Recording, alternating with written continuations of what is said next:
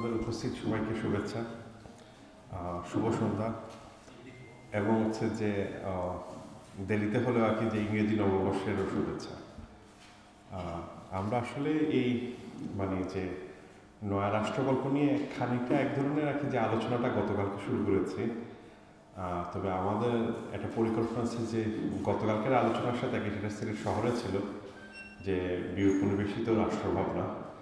আজকে আমাদের মোরাললেস একটা পরিকল্পনা আছে যে আরও ডিটেইলে এখানে আসলে যাওয়া এবং হচ্ছে যে আমাদের যে নয়া রাষ্ট্রকল্পের যে ধারণা এটা নিয়ে একদম উপস্থাপনা করা। পাশাপাশি যেটা হচ্ছে যে এটা আসলে তো ধরুন যে পরিকল্পনা আমাদের সেটা হচ্ছে যে মানে বিভিন্ন ইউনিভার্সিটিতে হয়তো আমরা একই ধরনের প্রোগ্রাম চলবে আর কি।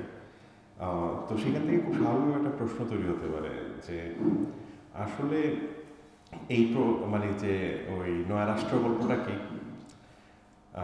পাশাপাশি যেটা হচ্ছে যে কেন এত লোক মিলে থাকে না একটা টেক্সট রেডি করা হচ্ছে গণ অভ্যুত্থানের পরে, এবং আমাদের আসলে উদ্দেশ্যটা কি। তো আমি মূলত আমার আলাপে এই বেসিক বিষয়গুলো নিয়ে আসলে আলাপ করবো আজকে। তারপরে তো আরও অন্যান্য বক্তারা আছেন, যে ওই আমার পরে হচ্ছে সৌরমূর্ণ আলাপ করবেন যে আমাদের রাষ্ট্র কীভাবে বিমানবিকীকরণ করে, তারপর হচ্ছে যে পুলিশের যে ঔপনিবেশিক যে চর্চা যেটা আমরা এখনও মানে এবং মনস্তত্ত্ব সেটা যে কন্টিনিউ করছি সেটা নিয়ে সামনে আহমেদ আলাপ করবেন। এরপর হচ্ছে যে ওই কিসের ইমরান খান আলাপ করবেন হচ্ছে যে মূলত মানে পোস্ট আইডেন্টিটি পলিটিক্স, যেটা হচ্ছে যে পরিচয়বাদী রাজনীতি, পরিচয়োত্তর রাজনীতি যেটা আছে সেই রাজনীতির আসলে মানে কী ধরনের ব্যাকরণ হওয়া উচিত, পাশাপাশি সেটা সংকট কী এবং উত্তরণ কী, এই বিষয়টা এই ধরনের আলোচনা খানিকটা বাংলাদেশে নতুন। এবং এরপর হচ্ছে যে মনিরুল মুন্নার শিক্ষা এবং হচ্ছে যে আমাদের ভাষা নিয়ে কী ধরনের একটি থাকে না নয়া রাষ্ট্রকল্পের অবস্থান হবে সেটা। এবং সর্বশেষ এখনও ওই যে রেজনাকরণ স্নিগ্ধা আসেন নেই, কিছুক্ষণের মধ্যে আসবেন, উনি আলাপ করবেন মূলত হচ্ছে যে নাগরিক, তারপর হচ্ছে যে জনগণ, তারপর হচ্ছে যে কীভাবে আমাদের রাষ্ট্রে আসলে যে মানুষের মৃত্যুটাকে কীভাবে দেখা হয় সেই জায়গা থেকে। তবে আমি এই আলাপের প্রথমেই একটা বিষয় বলতে চাই, সেটা হচ্ছে যে আমরা যে সময় রাষ্ট্র নিয়ে আলাপ করি রাষ্ট্রকে খুবই মহৎ প্রতিষ্ঠান হিসাবে দেখি। আমরা মনে করি হচ্ছে কি জানেন, রাষ্ট্র হচ্ছে মানে সবচেয়ে গুরুত্বপূর্ণ প্রতিষ্ঠান এবং হচ্ছে আমাদের প্রাণ দিয়ে হলেও কি হওয়া উচিত, রাষ্ট্রকে রক্ষা করা উচিত, তাই না? আমরা যে বিভিন্ন ধরনের বিভিন্ন জায়গায় যে জাতীয়তাবাদী যে সঙ্গীতগুলো আছে যদি আমরা দেখি, সেখানে আমরা একজন বুঝতেছেন কেউ যদি কোনো রাষ্ট্রের জন্য অথবা দেশের জন্য প্রাণ দেয় তবে তাকে বুঝতেছেন খুবই গ্লোরিফাই করা হয়, মানে যে শহীদ হিসাবে দেখা হয়। কিন্তু প্রথমেই যে বিষয়টা আমাদের খুব মাথায় রাখা দরকার, বুঝতে পেরেছেন, সবচেয়ে এই যে মানে যে রাষ্ট্রকে ত্যাগ করা অথবা দান করার মধ্যে দিয়ে আপনাকে যে গ্লোরিফাই করা হয়, এর মধ্যে দিয়ে কী করা হয় বুঝতে পেরেছেন, এইখানকার যে রাষ্ট্রের যে অংশীজন যারা অথবা যে রাষ্ট্রের যে জনগণ মানে যে এদের আসলে এক ধরনের কী করা হয়, জীবনের অবমূল্যায়ন করা হয়। তার মানে সবচেয়ে গুরুত্বপূর্ণ হচ্ছে কি জানেন, আপনার আমাদের প্রাণ, আমার আপনার জীবন, আমরা যদি না থাকি রাষ্ট্রের কি প্রয়োজন। ফলে রাষ্ট্র কখনোই, বুঝতে পেরেছেন, কোনো জনগণের প্রাণের থেকে গুরুত্বপূর্ণ কিছু না। এটা আমাদের মাথা সবার প্রথমে ঢোকানো দরকার। এবং আমাদের মূল গুরুত্বপূর্ণ জায়গায় এই 24শে অভ্যুত্থানে আমরা মনে করি এই ধরনের একটা অ্যাসপাইরেশন আছে, যেটা হচ্ছে যে প্রাণ রক্ষার যে দাবিটা এবং প্রাণ। কারণ যদি প্রাণই না থাকে তাহলে এই রাষ্ট্র দিয়ে কী করবো, তাই না? এটা খুব স্বাভাবিক বিষয়। এখন যে আলাপটা আসলে যে যেখান থেকে শুরু হয় সেটা হচ্ছে যে আমরা মূলত যে 5ই অগাস্টের সময় যে অভ্যুত্থান হলো, আমি গতকালকেও আলোচনা করছিলাম এবং আরও বিভিন্ন জায়গায় বিভিন্ন ইউনিভার্সিটিতে আলাপ করছিলাম, সেটা হচ্ছে যে একটা নতুন বিতর্কের শুরু হয়েছিল সেই সময় থেকে। এই অভ্যুত্থান আসলে অভ্যুত্থান হয়েছে নাকি বিপ্লব হয়েছে? তো এই মানে অভ্যুত্থান এবং বিপ্লবের মধ্যে আমাদের দেশের মানুষের মধ্যে অনেক ধরনের বুঝতেছেন কনসেপচুয়াল এক ধরনের মানে যে অবসকিউরিটি আছে। যেমন এই অভ্যুত্থান নিয়ে আমি অদ্ভুত বিপ্লব নিয়ে অদ্ভুত সব সংজ্ঞা শুনেছি এবার। যেমন সবচেয়ে অদ্ভুত যে সংজ্ঞাটা শুনেছি সেটা হচ্ছে কার, রুমিন ফারহানা নামে বিএনপির একজন রাজনীতিবিদ আছেন, তিনি জাহাঙ্গীরনগর বিশ্ববিদ্যালয়ে আসছিলেন। তো উনি বললেন যে এটা ডেফিনেটলি বিপ্লব হয়েছে। কী কারণে বিপ্লব হয়েছে, তা না হলে শেখ হাসিনা হচ্ছেন এখনও প্রাইম মিনিস্টার। কী কারণে, যেহেতু আমরা সবাই জানি যে শেখ হাসিনা আমাদের যে কারেন্ট যে কনস্টিটিউশন আছে সেই কনস্টিটিউশনে আসলে ইন্টারিম গভর্নমেন্টের ওই সময় কোনো সুযোগ ছিল না, যদিও আর পরবর্তী সময় রিটের মাধ্যমে চেঞ্জ হয়েছে। ফলে শুধুমাত্র যে একটা কনস্টিটিউশনাল লিগাল ঝামেলার কারণে যে কোনো একটা ইভেন্টকে বিপ্লব দাবি করা, এই ধরনের বিরল জিনিস কিন্তু খুব সহজে পাওয়া যায় না। কিন্তু এটা গুরুত্বপূর্ণ একজন রাজনৈতিক প্রজ্ঞাবান লোকই বলতেছেন কিন্তু এই ডেফিনেশন। তার মানে আপনাকে বুঝতে হবে কি জানেন, যারা আজকালকে সংবিধান নিয়ে আলাপ করেন, রাষ্ট্র নিয়ে আলাপ করেন, তাদের অধিকাংশ আলাপই হচ্ছে কি জানেন, লিগাল পয়েন্ট অফ ভিউ থেকে। আমাদের আলাপটা হচ্ছে কোথায় থেকে? আমাদের আলাপের মূল বেসিস অথবা জায়গা হচ্ছে কি জানেন, সেটা হচ্ছে মরাল জায়গা থেকে। তার মানে আমরা যে নয়া রাষ্ট্র গল্পটার কথা বলছি, সেটার মূল জায়গাটা হচ্ছে কোথায়? সেটা হচ্ছে যে নৈতিকতার জায়গা থেকে কী ধরনের রাষ্ট্র আমরা আসলে কামনা করি, এবং এইটার যে প্ল্যাটফর্মগুলো, মানে এইটার যে অ্যাঙ্গেল এবং হচ্ছে প্যারাডাইম, এবং হচ্ছে যে কোন দৃষ্টি থেকে আমরা আসলে এইটা বিষয়টাকে দেখা উচিত, এইটা নিয়ে আসলে ইমরান কামাল বিস্তারিত আলোচনা করবে, মানে করবেন তার অংশে। এখন খুব স্বাভাবিক একটা প্রশ্ন আসে, যে প্রশ্নটা নিয়ে আসলে মানে আগানো দরকার, সেটা হচ্ছে যে ওই বিপ্লব কী এবং অভ্যুত্থান কী। তো আমি গতকালকে বলছিলাম, বিপ্লব এবং অভ্যুত্থান বুঝতেছেন, গুড়ার ফারাকটা হচ্ছে কি জানেন, হ্যাঁ এবং নার মধ্যে। মানে যে সময়, মানে যে জুলাই মাসে যে সময় ছাত্র জনতার যে থাকে না, অভ্যুত্থানটা শুরু হয়েছে, এবং হচ্ছে যে লোকজন মানে যে প্রতিবাদ করছে, সেই প্রতিবাদে বুঝতে পারছেন খুব স্পষ্টতর একটা বিষয় ছিল, আমরা কিছু জিনিসকে আমরা চাই না। তার মধ্যে হচ্ছে কি, ওই সময়কার যে রেজিম, শাসক গোষ্ঠী, তাদেরকে আসলে আমরা চাই না। এই যে না না হচ্ছে কিন্তু খুবই খুবই গুরুত্বপূর্ণ জিনিস। কিসের জন্য জানেন? অভ্যুত্থানের জন্য। কিন্তু বিপ্লব হচ্ছে কি জানেন? হ্যাঁ, মানে হচ্ছে যে বিপ্লব করতে হলে আপনার একজন বুঝতেছেন পরিকল্পনা লাগে, বিপ্লব করতে হলে আপনার একজন আইডিওলজি লাগে, বিপ্লব করতে হলে আপনার একজন ভিশন লাগে। এখন যে সময় অভ্যুত্থান 5ই অগাস্ট হচ্ছে, সেইখানে আমাদের শুধু না ছিল, কোনো হ্যাঁ ছিল না। কারণ এই কারণে আমরা নাতে কী কারণে সমাগত হয়েছিলাম, আমরা সবাই হচ্ছে কি জানেন, ওই রেজিমের যে বৈশিষ্ট্য চরিত্র, এই বৈশিষ্ট্য এবং চরিত্রের সাথে আমরা কেউই আসলে একমত না। এই কারণে আমরা সবাই একসাথে সমবেত হয়েছিলাম। কিন্তু আমাদের অনেকের কি আইডিওলজিক্যাল ডিফারেন্স আছে, আমাদের চিন্তাভাবনার ডিফারেন্স আছে, আমাদের রাষ্ট্র কামনার ভিন্নতা আছে, বিভিন্ন ধরনের দৃষ্টিভঙ্গি আছে। ফলে এইটা কখনোই বলা যায় না, বুঝতে পেরেছেন, 5ই অগাস্ট যেটা হয়েছে সেটা আসলে বিপ্লব হয়েছে, যেটা হচ্ছে অভ্যুত্থান। এখন তাহলে বিপ্লব কখন হয়? বিপ্লব হইতে হলে অবশ্যই অভ্যুত্থান করা লাগে। অভ্যুত্থান না ছাড়া আসলে কখনো বিপ্লব সম্ভব হয় না। ফলে আপনি বলতে পারেন কি জানেন, এটা বিপ্লবের একজনের রাস্তা অথবা অগ্রসরের মাধ্যম। এখন বিপ্লব অনেক ধরনের হয়ে থাকে। আপনি দেখবেন, আপনারা অনেকেই সায়েন্সের লোকজন আছেন এখানে, কোপার্নিকাসের সায়েন্টিফিক রেভলিউশন বলা হয়ে থাকে না, যে এর আগে টলেমি মনে করতেন কি সূর্য হচ্ছে কিসে, মানে যে পৃথিবীর চারপাশে ঘুরে, আর পৃথিবী হচ্ছে কি কেন্দ্রে।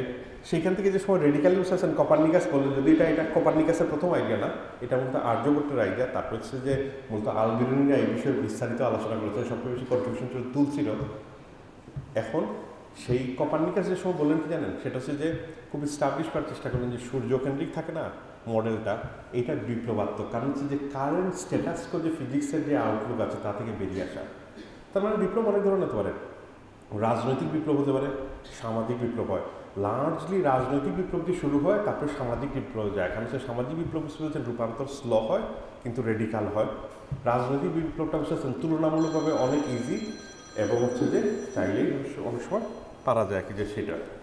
দুঃখিত, যেখানে ছিলাম সেখানে হচ্ছে যে এই বিপ্লবের যে বিষয়টা, এখন তার মানে কি সোশ্যাল এবং সামাজিক দ্রুত ট্রান্সফরমেশন। এখন বিপ্লব আসলে বুঝতে পেরেছেন না, আমি গতকালকেও বলছিলাম এবং বিভিন্ন জায়গায় আমরা বলছি, সেটা হচ্ছে যে দুই ধরনের বড় দাগে হয়ে থাকে। একটা হচ্ছে বলশেবিক বিপ্লব, আর আরেকটা হচ্ছে কি, সেটা হচ্ছে যে ফরাসিতে যে বিপ্লব হয়েছিল 17-18 সেঞ্চুরির দিকে। এখন বলশেবিক বিপ্লবের সাথে ফরাসি বিপ্লবের যে ডিফারেন্সটা কি, এটা খুব ইন্টারেস্টিং। বলশেবিক বিপ্লব করেছে যেটা রাশিয়া, বলশেবিক পার্টি, লেনিন দ্বারা লিড, মার্কসের আইডিওলজি তারা বুঝতে পারছেন অলরেডি ডিটারমাইন্ড, এবং হচ্ছে বুঝতে পারছেন তারা কোথায় যেতে চায়, তাদের একটা খুব স্থির লক্ষ্য আছে। তার মানে হচ্ছে এক ধরনের বুঝতে পারছেন আইডিয়া আছে কোথায় যাবে। কারণ বিপ্লব করার জন্য খুবই গুরুত্বপূর্ণ বিষয় হচ্ছে কি জানেন, সেটা হচ্ছে যে আইডিয়া থাকা কোথায় যেতে পারে অথবা যাওয়া উচিত। এবং একই ধরনের মডেল আপনি কোথায় দেখবেন, চায়না দেখবেন, ইরানে দেখবেন, কিউবাতে দেখবেন, এই ধরনের বহু দেশে বুঝতে পারছেন সিমিলার সর্ট অফ প্যাটার্নটা দেখবেন। একটা পলিটিক্যাল পার্টি যার কোনো আইডিওলজি আছে এবং সে ওই দিক থেকে অগ্রসর করছে অথবা লিড করছে। এবং এই বিপ্লবগুলোর তাহলে স্ট্রাকচারটা কী ধরনের হয়ে থাকে, প্রথমে এটা মূলত শুরু হচ্ছে কি রাজনৈতিক বিপ্লব দিয়ে, এরপর সামাজিক বিপ্লবে এবং অর্থনৈতিক বিপ্লবে রূপান্তর করা হয়ে থাকে। অন্যদিকে হচ্ছে ফরাসির যে বিপ্লব হয়েছে এটা খুবই ভিন্ন। ফরাসি বুঝতে পারছেন হঠাৎ করে কী হচ্ছে বুঝতে পারছেন, জ্যাকোবিয়ানরা মানে মনার্কের যে থাকে না শাসন নিষ্পেষণ শত শত বছরের, মানে মনার্ক এবং চার্চের, সেটাকে হঠাৎ করে কী করেছে যে তারা এক ধরনের চ্যালেঞ্জ করেছে জ্যাকোবিয়ানরা। এবং হচ্ছে কি এরপরে সেটা হচ্ছে যে ওই কিসে চ্যালেঞ্জ করেছে, এবং এর মধ্যে দিয়ে কি হচ্ছে যে মনার্ক যেহেতু ফেল করেছে, পাওয়ার ভ্যাকুয়াম তৈরি হচ্ছে, এখন হচ্ছে যে বুঝতে পারছেন ক্ষমতা কে টেক ওভার করবে। এবং হচ্ছে যে জ্যাকোবিয়ানরা আসলে কি চায়, আসলে জ্যাকোবিয়ানদের কাছে বুঝতে পারছেন স্পষ্ট ছিল কি জানেন, না অনেকটা অভ্যুত্থান টাইপের, কিন্তু হ্যাঁ বলে যে রাষ্ট্র পরিকল্পনা হবে তার কোনো পরিকল্পনা ছিল না তাদের মাথায়। ফলে যেটা হচ্ছে কি জানেন, ওই সময় আপনি দেখবেন কি জানেন, পুরো সোসাইটিতে এবং ইন্টেলেকচুয়াল বিশেষত ওই সময় বলা হয় কি সেলুন কালচার।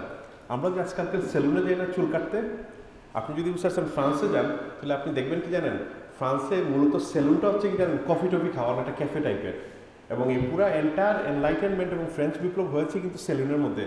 আপনারা যদি কেউ কখনো প্যারিসে টেরিসে যান নাকি, আপনারা অবশ্যই ওই ফ্রেঞ্চ রেভলিউশনের সাথে কানেক্টেড ভলতেয়াররা অথবা রুশোরা যে ক্যাফে টেফেতে যেত ওইগুলো এখনও আছে, কিন্তু আপনারা ঘুরে আসতে পারেন, আমারও দেখার সৌভাগ্য হয়েছিল 2-1টা রাখি।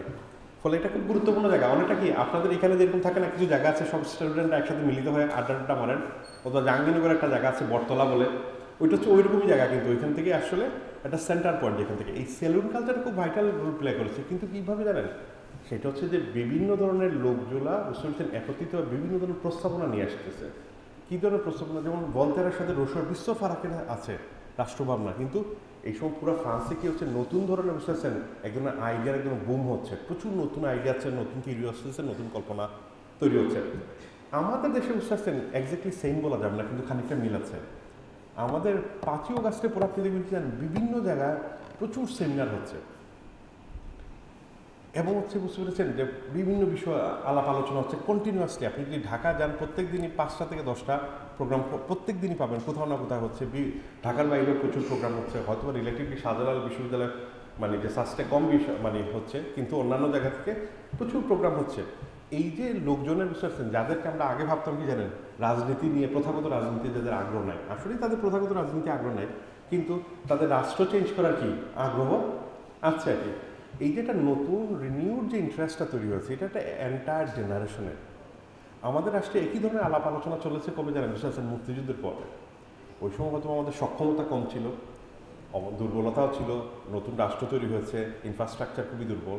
এখন হয়তো বুঝতেছেন আমাদের ছেলেমেয়েরা মানে যে গবেষকরা বুঝতেছেন পৃথিবী জুড়ে আছে, এদের বিভিন্ন জায়গা থেকে এসে আসলে রাষ্ট্রকে গুছানো বুঝতেছেন এক ধরনের পরিকল্পনার সুযোগও তৈরি হচ্ছে। এখন সংকটটা হচ্ছে কি জানেন, 5ই অগাস্ট থেকে 8ই অগাস্ট জানি আমরা প্রচণ্ড ধরনের অস্থিরতার মধ্যে দিয়ে গেছে।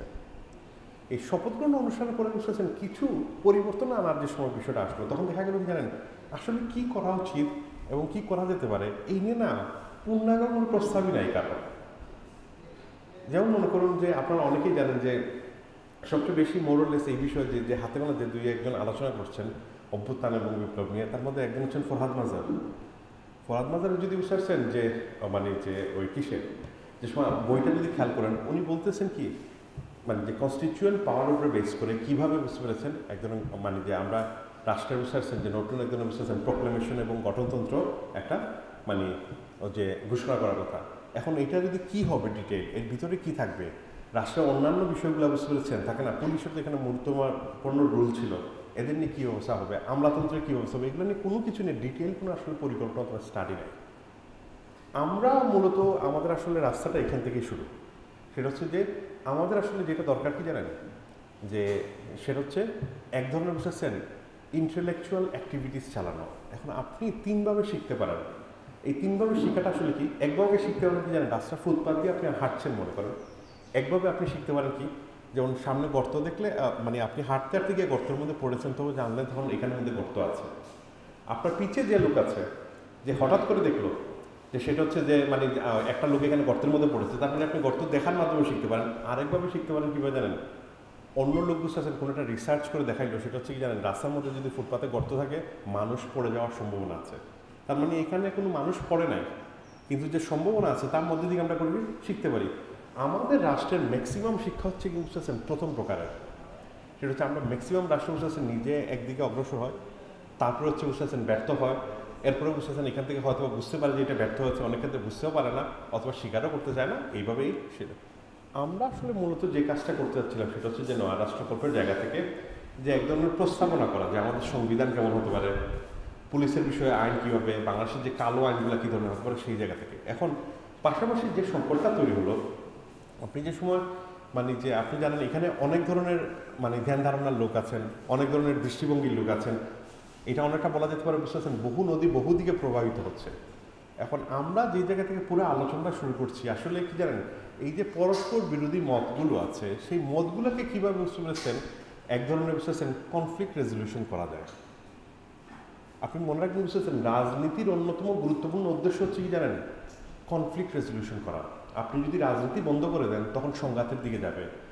যেটা আপনি যেমন মনে করুন কি শেখ হাসিনা যে কাজটা করেছেন সেটা হচ্ছে যে যে সময় উনি কী করছিলেন মানে যে মানে গত 15 বছরে যে বিরাজনীতিকরণ প্রক্রিয়া, এটা হচ্ছে যে পাবলিক স্পেয়ার থেকে প্রথমে ইন্ডাস্ট্রিগুলো থেকে রাজনীতি কমে গেছে, এরপর হচ্ছে যে পাবলিক স্পেয়ার থেকে রাজনীতি কমে গেছে। ফলে কী হয়েছে বুঝতে পারছেন, শেখ হাসিনা নিজেকে এমন জায়গায় পৌঁছেছেন যখন হচ্ছে বুঝতে পারছেন সংঘাতের মাধ্যমে শেখ হাসিনাকে হটানো না ছাড়া আর কোনোই আসলে অপশনস ছিল না। তার মানে মনে রাখবেন বুঝতে পারছেন পুনরাজনীতিকরণে বুঝতে পারছেন গুরুত্বপূর্ণ কারণ হচ্ছে কি জানেন, আপনি সংকট অ্যাভয়েড করতে চান, সংঘাত অ্যাভয়েড করতে চান, বরং কনফ্লিক্ট রেজলিউশন করার একজন প্রিন্সিপাল দরকার সেই জায়গা থেকে। আমরা যেখান থেকে ভাবলাম জানেন কী প্রিন্সিপাল হতে পারে। এখন এই যে প্রিন্সিপাল হওয়াটা এবং এই প্রিন্সিপাল কী ধরনের প্রিন্সিপাল হতে পারে সেইটা যে সব আমরা মানে যে দেখছি তখন আমরা একটা জিনিস খেয়াল করলাম, সেটা হচ্ছে যে কিসের যে এই প্রিন্সিপালের ক্ষেত্রে মানে আমাদের এমন কোনো বিষয় আছে কিনা না যে এই না থেকে অভ্যুত্থান আমরা বলেছি যে না আছে, না থেকে হাতে যাওয়া। এবং তখনই আমরা এক ধরনের বুঝতে পেরেছেন রিয়েলাইজ করলাম হ্যাঁ একটা না থেকে যেটা আমরা হয়তো বা হাতে ট্রান্সফার করতে পারি এবং এইটা হতে পারে কি জানেন আমাদের রাষ্ট্রের মানে যে রাষ্ট্রের এক ধরনের অধিনীতি অথবা ভিত্তি। এখন এই নাটা আসলে কি যে বিষয় আমরা সবাই বুঝতে পেরেছেন না করতে চাই। এখন একটা গল্প হয়তো বুঝতে পারবেন যে সেটা হচ্ছে যে আমাদের সোসাইটিতে বিভিন্ন ধরনের বিভিন্ন বিষয় না আছে। যেমন মনে করুন কি যে গত ওই যে প্রাসময় একটা উদাহরণ বলি, সেটা হচ্ছে যে ওই মানে যে ওই সংবিধান সংস্কার কমিশনে যে সময় ওই মানে যে আলাপ করার জন্য আমন্ত্রণ জানানো হয়েছিল তখন ওই সেশনটাতে বসে আছি, তখন দেখলাম কি জানেন এক মানে আদিবাসী নেত্রী উনি বারবার বলছেন যে কোনো রাষ্ট্রের আসলে বুঝতেছেন বিশেষ জাতিগোষ্ঠীর জন্য হতে পারে না, যেটা কি 72 সংবিধানের সময় কিন্তু মানে যে একই ধরনের বুঝতে পেরেছেন আমাদের এখানকার আদিবাসী নেতা নেত্রীরা বলেছেন। পাশাপাশি যেটা হচ্ছে যে রাষ্ট্র কোনো বিশেষ ভাষাকে প্রমোট করা উচিত না মোরাল জায়গা থেকে। ফলে উনি অনেকটা বুঝতেছেন যে আমাদের যে মানে সংবিধানের যে 4টা প্রিন্সিপাল আছে না, জাতীয়তাবাদ, ধর্মনিরপেক্ষতা, তারপরে হচ্ছে যে ওই কিসের ওই যে সমাজতন্ত্র এবং হচ্ছে যে গণতন্ত্র, এর মধ্যে কি যে উনি মনে করছেন যে জাতীয়তাবাদ আসলে থাকা উচিত না, ইন এ ওয়ে মানে বাঙালি জাতীয়তাবাদ আসলে থাকা উচিত না। তার কিছুক্ষণ পরে সুপ্রিম কোর্টে বসে রয়েছেন একজন আইনজীবী, উনি আবার বলছেন কি উনি মনে করেন যে বাংলাদেশে আসলে যে 4 নীতি আছে এই 4 নীতি আসলে সমুন্নত থাকা উচিত।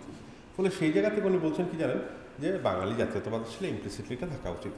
এই যে কনফ্লিক্টিংটার জায়গা যে দুইটা জায়গা, এই দুই জায়গার মধ্যে আসলে রিকনসিলিয়েশন হবে কীভাবে আমরা সেখান থেকে বলছিলাম সেটা হচ্ছে কি জানেন এইটার একমাত্র জায়গা। এবং এটা হচ্ছে কি জানেন একটা ইন্সপাইরেশন কোথা থেকে আসতেছে, সেটা আসতেছে 72 থেকে, 72 সংবিধান থেকে। আর একটা ইন্সপাইরেশন কোথা থেকে আসতেছে 24-এর জায়গা থেকে। এখন ঘটনা হচ্ছে যে 72 মানে যে 71-এর সাথে 24-এর ফারাক কোথায়, অথবা 71-এর সাথে 47-এর ফারাক কোথায়, অথবা মানে যে 24-এর সাথে বুঝতেছেন 71 অথবা 47-এর পার্থক্য কোথায়।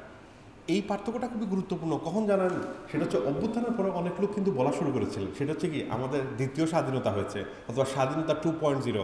ইভেন দেখা গেল কি জানেন কিছু মূলধারার যে পত্রপত্রিকা আছে না এরাও এই ধরনের নিউজ কভার করছে, যেমন ইনক্লুডিং বাইরেরও ডয়েচে ওয়েল, DW অথবা হচ্ছে যে কিসে বিবিসিও দেখা গেলে বুঝতে পারছেন বিভিন্ন জায়গায় যে স্বাধীনতার যে মানে 2.0।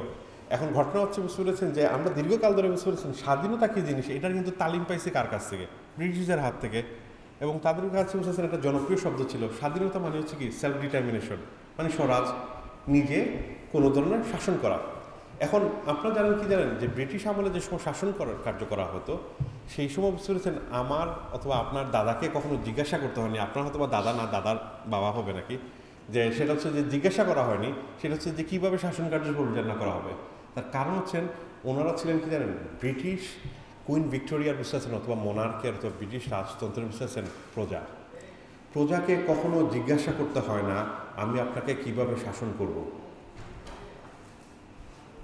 কারণ হচ্ছে কি জানেন বাই ডেফিনেশন সেটা হচ্ছে যে মানে যে ওই ব্রিটিশ মানে যে মোনার্কেরই বুঝতে পারছেন তিনি সভরেন সর্বময় ক্ষমতার অধিকারী এবং উনি যে কোনো ধরনের সিদ্ধান্ত আসলে গ্রহণ করতে পারেন। এখন এই যে বুঝতে পেরেছেন যে তার মানে হচ্ছে কি জানেন আমার দাদারা বুঝতে পারছেন কোনো ধরনের কনসিয়াস ম্যানিফেস্ট করে বুঝতে পারছেন তার কাছ থেকে বুঝতে পারছেন বৈধতা নেওয়ার প্রয়োজন আছে না, তার জন্য কি আছে ডান্ডা ব্যবস্থা। আমার দাদা যদি কথা না শুনেন বুঝতে পেরেছেন পুলিশের ব্যাত আছে অথবা পুলিশের গুলি আছে থাকে না, যার মাধ্যমে তাকে নিয়ন্ত্রণ করা হবে। তাহলে প্রশ্ন হচ্ছে যে পাকিস্তান 47-এর পরে অথবা 71-এর পরে এই রাষ্ট্রে কি চরিত্রগত কোনো ফারাক আসছে কিনা না, উত্তর হচ্ছে অনেক অর্থেই আসে নাই, কিছু পরিবর্তন হয়েছে কোনো ডাউট নাই, তবে মানে অনেক অর্থে ফারাক আসে নাই। সেটা হচ্ছে কি জানেন 47-এ এবং 71-এ যে ঘটনাটা ঘটেছে সেটা হচ্ছে কি বুঝতে পারছেন এক ধরনের স্বায়ত্তশাসন বা স্বরাজ প্রতিষ্ঠিত হয়েছে। স্বায়ত্তশাসন অথবা স্বশাসন বলতে পারি। স্বশাসন অর্থে কি আমাদের লোকরা এর আগে ইংরেজরা পরিচালনা করতো, 47-এর পরে পাকিস্তানের লোক এরা হচ্ছে পরিচালনা করছে, যেখানে লার্জ মুসলমান অধ্যুষিত। 71-এর পরে কী করছে বাঙালিরা শাসন করছেন হচ্ছে এই রাষ্ট্রে। তার মানে হচ্ছে কি এখানে গুরুত্বপূর্ণ যে পরিবর্তনটা এসেছে সেটা হচ্ছে কি স্বাধীনতার এবং মানে যে এবং স্বরাজের। কিন্তু প্রশ্ন হচ্ছে তাহলে 24-এর সাথে বুঝতে পেরেছেন 71-এর পার্থক্যটা কোথায়, অথবা হচ্ছে 47-এর, এই দুটোর মধ্যে গুরুত্বপূর্ণ পার্থক্য হচ্ছে এই 24-এর সাথে 71 এবং 47 হচ্ছে কি জানেন স্বরাজ প্রতিষ্ঠা করা বা স্বশাসন প্রতিষ্ঠা করার উদ্দেশ্য ছিল বিশেষ জনগোষ্ঠীর। পাকিস্তান আমলে হচ্ছে যে বুঝতেছেন পাকিস্তানি মুসলিম জনগোষ্ঠীর, সেখানে পূর্ব পাকিস্তান এবং পশ্চিম পাকিস্তানে, এবং হচ্ছে যে 71-এর সময় হচ্ছে বাঙালিদের বুঝতে পেরেছেন স্বরাজ প্রতিষ্ঠা করার অথবা স্বশাসন। আর 71 হচ্ছে কমপ্লিটলি ডিফারেন্ট ইভেন্ট। 71 হচ্ছে বুঝতেছেন রাষ্ট্রের সাথে জনগণের কী সম্পর্ক হবে সেইটা নির্ধারণ করা। এটা কোনো স্বাধীনতার প্রশ্ন না, এটা হচ্ছে কি জানেন মুক্তির প্রশ্ন। আপনি স্বাধীন অনেকভাবেই হতে পারেন, এজ লং এজ আপনি নিজে বুঝতে পারছেন রাষ্ট্র পরিচালনা করছেন তখন আপনি স্বাধীন হতে পারেন, কিন্তু আপনি মুক্ত না হইতে পারেন। আমরা 71 সালে বুঝতে পারছেন স্বাধীন হয়েছে কিন্তু মুক্ত হই নাই। তার মানে মুক্তির ধারণাটা আমাদেরকে বুঝতে পারছেন খুবই গুরুত্বপূর্ণ। এখন কেন আমরা মুক্তি হই নাই তার কারণ হচ্ছে কি জানেন আমরা আসলে এই রাষ্ট্রের কি, যে আলাপটা আমি বিভিন্ন জায়গায় করে বেড়াচ্ছিলাম সেটা হচ্ছে কি বুঝতে পারছেন আমরা আসলে কি রাষ্ট্রের নাগরিক নাকি জনগণ নাকি মানুষ নাকি অন্য কিছু। এখন কিছুক্ষণ আগে বলছিলাম সেটা হচ্ছে আমার দাদা ছিলেন বুঝতে পেরেছেন কিসের পাকিস্তান পড়বে যে কিসে ব্রিটিশ পড়বে, উনি ছিলেন হচ্ছেন রানী ভিক্টোরিয়ার কি অথবা এলিজাবেথের, উনি ছিলেন বুঝতে পেরেছেন প্রজা সাবজেক্ট। আর ওনার স্ট্যাটাস আবার রানী ভিক্টোরিয়া বুঝতে পেরেছেন ইংল্যান্ডে যে বুঝতে পেরেছেন প্রজা আছে তার স্ট্যাটাস কিন্তু এক না। তাদের যে ক্ষমতা ছিল সেই হিসাবে বুঝতে পারছেন আমার দাদার ওই ক্ষমতাও ছিল না। ইভেন আপনারা শুনলে অবাক হবেন রবীন্দ্রনাথ ঠাকুর দীর্ঘকাল বলেছেন কি জানেন শুধুমাত্র বুঝতে পারছেন যে যদি মানে যে ইন্ডিয়ানদেরকে বুঝতে পারছেন নাগরিকত্ব ঘোষণা করা দেওয়া হয় তাহলেই তাতেই চলবে, ওনাদের স্বাধীনতা প্রয়োজন নাই। রবীন্দ্রনাথের অনেক লেখার মধ্যে এরকম পাবেন, উনি বলছেন শুধু নাগরিকত্ব হইলেই হবে, নাগরিক সিটিজেন আর কি, মানে যে ওই প্রজা থেকে নাগরিক হতে পারলে ওনারা খুশি, তাহলে স্বাধীনতার প্রয়োজন নেই। তার মানে আপনি বুঝতে পেরেছেন বোঝা খুবই দরকার প্রজার এবং বুঝতে পারছেন নাগরিকের অধিকারের মধ্যে বিস্তর ফারাক আছে। তারপরে আছে কি জানেন মানবের অধিকার। এখন এই যে রোহিঙ্গারা আছেন না আমাদের দেশে, তারা কি এই দেশে আছেন, তাদের অথবা মানে খাদ্য অন্ন দ্রব্য বাসস্থান একজন এবং কিছুটা খানিকটা হলেও শিক্ষার একজন মানে যে মানে ব্যবস্থা আমাদের রাষ্ট্র করছে অথবা অন্যান্য দেশ থেকে একজন সহায়তা পাচ্ছে। এই কারণে বুঝতেছেন তাদের কি হিউম্যান রাইটস এই অধিকারগুলো দেওয়া হচ্ছে, কারণ মানুষ হিসেবে তার যে অধিকার পাওয়ার কথা। কিন্তু আমরা এই রাষ্ট্রে বুঝতে পারছেন নাগরিক বলি অথবা হচ্ছে বুঝতে পারছেন যে জনগণ বলি, যদিও এই দুই টার্মের মধ্যে বিস্তর ফারাকের জায়গা আছে। আর আমরা এই দুই টার্মের কোনো টার্মে ব্যবহার করতে চাই না, আমরা ব্যবহার করতে চাই আপনাদের মনে হয় সম্ভবত ব্যানারে যে শব্দটা আছে রাষ্ট্রজন, এই রাষ্ট্রজন কোনো র্যান্ডম শব্দ না, শুনে কানতে খুব ভালো লাগে শুনে এবং এটা জনপ্রিয় হচ্ছে। কিন্তু কিছুক্ষণ পরে হয়তো ইমরান কামাল বিস্তারিত আলোচনা করবে এই রাষ্ট্রজন শব্দের সাথে নাগরিক জনগণের এবং সে মানুষের শব্দের বিস্তর ফারাক আছে। এবং আমরা যে নতুন ধরনের রাষ্ট্র ইমাজিন করা দরকার তার সাথে বুঝতে পারছেন থাকে না যে আমাদের কী ধরনের সম্পর্ক হবে, এটা খানিকটা অন্তর্নিহিত আছে এই শব্দের মধ্যে। এখন ঘটনা হচ্ছে তাহলে নাগরিক কারা এবং হচ্ছে জনগণ করা। নাগরিক শব্দটা বুঝতে পারছেন দুই অর্থে পাওয়া যায়, একটা হচ্ছে যে গ্রিক সিটিজেন অর্থে, যেখানে হচ্ছে কি আপনার যদি আক্কেল দাঁত উঠে তার মানে হচ্ছে আপনার 17 বছর হয়েছে, আপনি যদি তখন যে ভোটটা দিতে পারবেন। কারণ ওই সময় আপনার যেমন বাংলাদেশে কি 18 বছর হলে কি হয় ভোট দিতে পারেন না, ঠিক এক্স্যাক্টলি বুঝতে পেরেছেন যে ওই কিসে গ্রিসে বুঝতে পারছেন বয়স তো আর কারো বুঝতে পারছেন কি ন্যাশনাল আইডি ছিল না 2500 বছর আগে, ফলে কারো যদি বুঝতে পারছেন আক্কেল দাঁত উঠে তাহলে সে ভোট দিতে পারে, এটা হচ্ছে বুঝতে পারছেন একটা শর্ত ছিল। এবং মানে যে ওই এবং হচ্ছে আপনি দাস হইতে পারবেন না এবং হচ্ছে নারী হতে পারবেন না। তার মানে হচ্ছে গ্রিসে যারা ভোট দিতে পারতেন সিটিজেন শুধু এক শ্রেণীর লোক, পুরুষ যারা দাসও না এই শ্রেণীর লোকটা এবং যাদের আক্কেল দাঁত আছে। এখন এই নাগরিকের ধারণা আরেকটা মিনিং আছে, সেটা হচ্ছে কি বুঝতে রিপাবলিক করতে। সেটা কোথায়? আমরা ফ্রেঞ্চ রেভলিউশনের পরে আমরা দেখি বুঝতে পেরেছেন ফ্রান্সের যে জনগণ আছেন তাদেরকে রিপাবলিক হিসেবে বলা হয়, এবং রিপাবলিকান শব্দটা ওইখান থেকেই উদ্ভব হচ্ছে। যারা হচ্ছে বুঝতেছেন মানে আমরা বাংলা এটা ওই শব্দটা আরও অনুবাদ করা হয়ে থাকে নাগরিক। এই দুই শব্দের মধ্যে বিস্তর ফারাকের জায়গা আছে। মনে রাখবেন সেটা হচ্ছে যে গ্রিকের বুঝতে পেরেছেন যে সোসাইটিতে যে সিটিজেন অর্থে যে নাগরিক, সেই নাগরিকের বুঝতে পেরেছেন ক্ষমতা অত্যন্ত লিমিটেড, এবং হচ্ছে অন দ্য আদার হ্যান্ড রিপাবলিকানে বুঝতে পেরেছেন বলা হচ্ছে যে সভরেন্টির মালিক হচ্ছে কি রিপাবলিকানরা। আমাদের দেশের যে নামটা আছে না, পিপুলস রিপাবলিক অফ বাংলাদেশ, মনে রাখবেন এই রিপাবলিক শব্দ আসছে কোথা থেকে? ফ্রেঞ্চ রিভলিউশনের ওই সময় যে রিপাবলিকের ধারণাটা ইমার্জ করেছে সেটা একই আইডিয়া কোথায় গিয়েছিল? টার্কিতেও গিয়েছিল, টার্কি থেকেও এখানে আসতেছে, এবং এটা বিভিন্ন দিকে স্প্রেড হয়েছে। এটার দীর্ঘ ইতিহাসও আছে, আমি আজকে এই আলাপের মধ্যে ডুববো নাকি। এখন এই যে নাগরিক, আমাদের সংবিধানের নাগরিক বুঝতে পেরেছেন দোনো অর্থে, সিটিজেন অর্থে এবং রিপাবলিকান অর্থে, দোনো অর্থে ব্যবহার করা হচ্ছে, খুবই কনফিউজিং অর্থে। আর পপুলেশন এটা তো আসতেছে কোথা থেকে? আমেরিকা থেকে। আমেরিকার পপুলেশন মানে আমাদের মানে স্বাধীনতার বুঝতেছেন সংবিধান এবং প্রক্লেমেশনে ওই যে শব্দটা ওই শব্দটা আসতেছে আমেরিকা থেকে আমরা, এবং সেটা হচ্ছে কি জানেন? পপুলেশন অর্থে। মানে হচ্ছে এইখানে এক এক ধরনের জায়গায় এক এক টার্ম ব্যবহার করা হচ্ছে এবং খুবই ডাইলিউটেড, এবং প্রত্যেকটা নিজস্ব অর্থ আছে, যেই অর্থ নিয়ে বিস্তারিত ইমরান কামাল কিছুক্ষণ পরে আলাপ করবে। আমরা মনে করি বুঝতে পেরেছেন এই রাষ্ট্রে আসলে আমরা হচ্ছে কি জানেন? অংশীজন, এবং সেই জায়গা থেকে বুঝেছেন রাষ্ট্রের অংশীজন অর্থে কি রাষ্ট্রজন শব্দটা ব্যবহার করা হচ্ছে। কিন্তু এখন সমস্যা হচ্ছে আমরা কি তা এই রাষ্ট্রের? একদমই তা না। এইটা যে তা না এটা খুব সহজে বোঝা যায়। যেমন মনে করুন কি জানেন, সেটা হচ্ছে যে আমাদের এই ভারতবর্ষে যে গল্পটা আমি প্রায় সময় বিভিন্ন জায়গায় বলে বেড়াচ্ছি, সেটা হচ্ছে যে ভারতবর্ষে যে ঘটনাটা ঘটেছে সেটা হচ্ছে যে আমরা মানে যে ভারতবর্ষে আমরা জানি যে টুদার কারণে বুঝতে পারছেন ব্রিটিশ পলিসির কারণে প্রচুর লোকজন মারা গেছে ক্ষুধায়, অসুখে, রোগে, কিন্তু রাজনৈতিকভাবে বুঝতে পারছেন উদ্দেশ্য প্রণোদিতভাবে হত্যা করা হয়েছে বুঝতে পেরেছেন মানে যে ধরনের লোক, এবং একই বিশেষ ঘটনায় তা খুবই লিমিটেড। তার মধ্যে একটা খুবই সর্বোচ্চ পরিমাণ হত্যা করা হয়েছিল 1919 সালে অমৃতসরে, যেটা হচ্ছে যে ওই সময় একটা আইন পাশ করা হয়ে থাকে, এবং ওই আইনটাই আসলে কি জানেন পুলিশকে দারুণভাবে বুঝতে পারছেন ক্ষমতায়িত করা হচ্ছে। যেই পুলিশে বুঝতে পারছেন এখন আপনার যখন তখন বুঝতে পারছেন আপনাকে ধরা, মোবাইল চেক করা, মোবাইল তো আপনার সেলফেরই এক্সটেনশন তাই না, এবং যে হ্যারাস করা, এই যে এই কালচারটা তৈরি হচ্ছে বুঝতে পেরেছেন এটাকে এম্পাওয়ার্ড করা হয়েছে, সেটা হচ্ছে 1919 সালে। এটা নিয়ে শামজির আহমেদ বিস্তারিত কিছুক্ষণ পরেই আলাপ করবেন, এবং তখন আপনারা বুঝতে পারবেন যে পুরো আলাপটা কোন দিকে যাচ্ছে আর কি। তো সেইখানে এই যে 1919 সালে যেটা হলো কি জানেন, মানে যে যখন তখন ধরা, অ্যারেস্ট করা, তারপরে সে বিচার বহির্ভূতভাবে বুঝতেছেন হাজতে নিয়ে রাখা, এবং প্রয়োজন হলে কী হবে জানেন বুঝতেছেন আপনাকে আন্দামান দ্বীপে পাঠিয়ে দেওয়া। আপনি অবাক হবেন বুঝতে পেরেছেন যে ওই সময় জেনারেল ডায়ার বুঝতেছেন কিছু লোক প্রতিবাদ করছিল অমৃতসরে, এবং হচ্ছে যে 14ই এপ্রিলে, তখন ওই যে পয়লা বৈশাখীকে কেন্দ্র করে, তখন যেটা হলো কি জানেন মানে যে কিছু লোকজন সমাবেত হচ্ছে একসাথে, যেহেতু পয়লা বৈশাখ সমাবেত হইতেই পারে, কিন্তু তখন জেনারেল ডায়ার বুঝতে পারছেন নির্দেশ দিলেন গুলি করার জন্য। তখন প্রায় 200 থেকে 250 লোকজন মারা গিয়েছিল, অ্যানোনিমাসলি গুলি করা হয়েছিল। এবং এটা ওই ঘটনার পর থেকে আপনারা জানেন কংগ্রেস পার্টি কী ধরনের পার্টি ছিল অথবা মুসলিম লীগ আমরা সবাই জানি, কিন্তু এরা খুবই বুঝতে পারছেন কৌশলী এলিট কমিউনিটির, তারা যে ব্রিটিশ আমলের যে সুবিধা এবং প্রিভিলেজ পায় নাই তা কিন্তু না, যথেষ্ট পরিমাণ প্রিভিলেজ পেয়েছে এই দুই পার্টির লোকরাই। এই ধরনের পরিস্থিতিতে বুঝতেছেন কংগ্রেসের পার্টির মতো পার্টি বুঝতেছেন বাধ্য হয়েছে কি জানেন স্বাধীনতার বিষয়ে বুঝতেছেন দৃঢ়ভাবে বুঝতেছেন স্টেটমেন্ট দেওয়ার জন্য।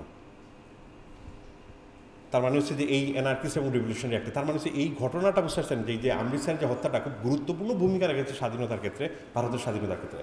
এখন আমরা যদি 1924 সালে আসি, আপনি যদি দেখেন মানে রাষ্ট্র কিন্তু একইভাবে হত্যাযজ্ঞ চালাচ্ছে তাই না, এবং এই যখন মানে যে গুলিছোড়া আমরা আবু সাইদের ঘটনাকে দেখেছি, মানে যে অ্যানোনিমাসলি গুলি ছোড়া হচ্ছে, উপর থেকে হেলিকপ্টারে গুলি ছোড়া হচ্ছে, এবং হচ্ছে বলা হইতেছে বুঝতে পেরেছেন এগুলো রাবার বুলেট, কিন্তু আমরা প্রচুর জানি এগুলো রাবার বুলেট ছিল না।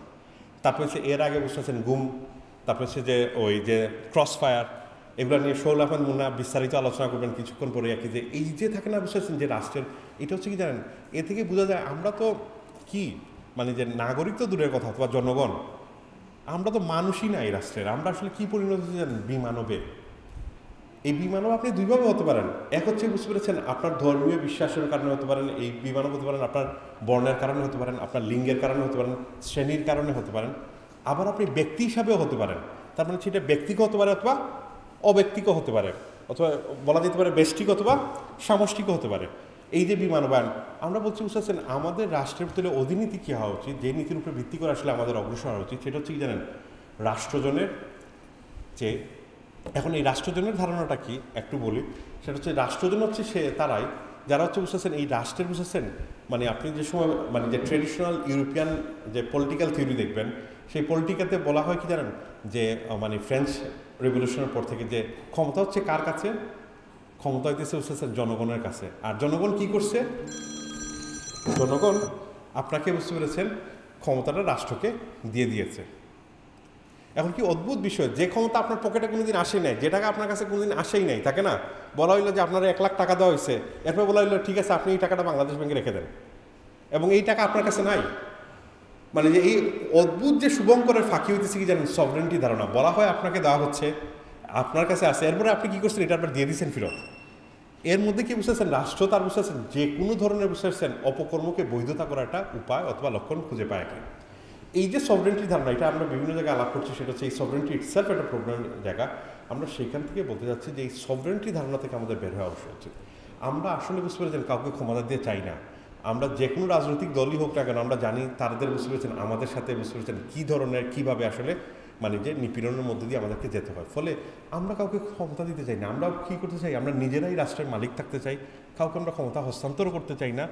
আমরা হচ্ছে জানেন এই রাষ্ট্রের স্টেক হোল্ডার, অংশীজন। এই কারণে এই শব্দটা হচ্ছে রাষ্ট্রজন, হচ্ছে রাষ্ট্রের অংশীজন অর্থে, মানে আমরা রাষ্ট্রের অংশীজন। এবং হচ্ছে কি জানেন, মানে যে তাহলে রাষ্ট্রের যদি অংশীজন হয়ে থাকেন তাহলে কি আপনি ব্যবস্থাপনার জন্য কাউকে দিতে পারেন, আপনাকে আপনি শাসন করার জন্য না। আপনি এমনই বুঝতে পেরেছেন, আপনি ট্যাক্স দিবেন, আপনি টাকা দিবেন।